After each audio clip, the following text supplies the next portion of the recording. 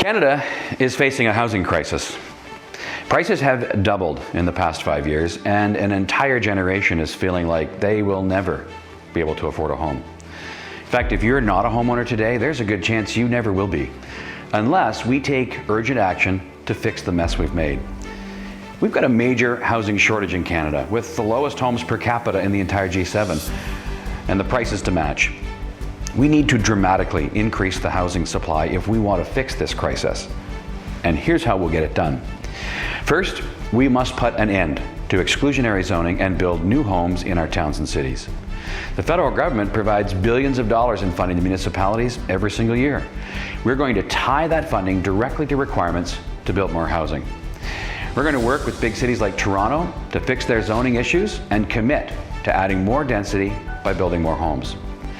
We're going to work with big cities to end the divisive, repetitive, and highly political debates that stall housing projects by setting clear guidelines and expectations for what kind of housing should be allowed as of right. Second, we'll also team up with cities to speed up planning and the building process. The Prime Minister can't just wave a magic wand and declare these problems solved, of course, but the federal government can provide real leadership to work with provinces and municipalities to get projects approved and shovels in the ground. We'll also fix our immigration system to make sure that skilled laborers can come to Canada and help us fill the gaps we need to build housing. We'll work with the provinces to make sure we've got proper training and recruitment for all the skilled trades so that Canadians who want a good career can get those skills and get to work. Third, we're going to invest in more affordable and social housing all across Canada.